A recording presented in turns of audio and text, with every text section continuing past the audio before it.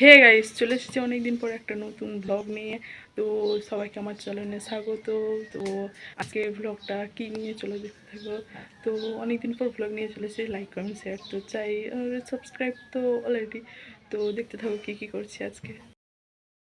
তো গাইস দেখো, এখন আমরা বেরিয়ে পড়েছি, দেখতে পাচ্ছ যাচ্ছি।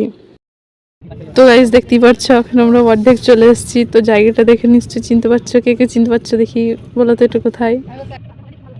দাঁড়াও দাঁড়াও, আমি বলে দিচ্ছি, ভিডিওটা দূর থেকে করা, তোমরা বুঝতে পারবে না। আসলে এটা নিউ টাউনের পিছন দিক।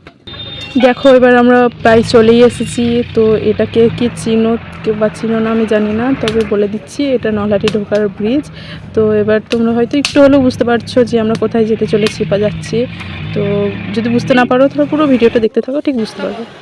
দেখো এখন আমরা চলে এসেছি, তো এবার নিশ্চয়ই বুঝতে পারছো যে আমরা কোথায় এসেছি।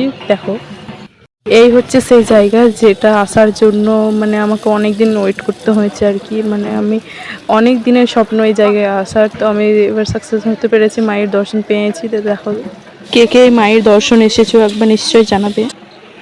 তো মায়ের কাছে পৌঁছে মায়ের পুজো দেওয়ার পর আমরা কিছু ছবি তুলে নিয়েছি।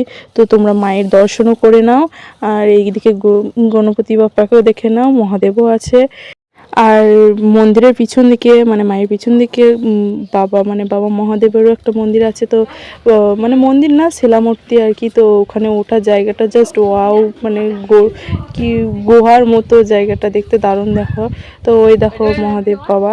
তো ওখানে গিয়েও আমরা কিছু ছবি তুলে নিয়েছি। দেখো গাইস দেখো, এই দেখো আমার মহাদেব বাবা। তো মহাদেব বাবার সঙ্গে একটা ছবি তুলে নিলাম।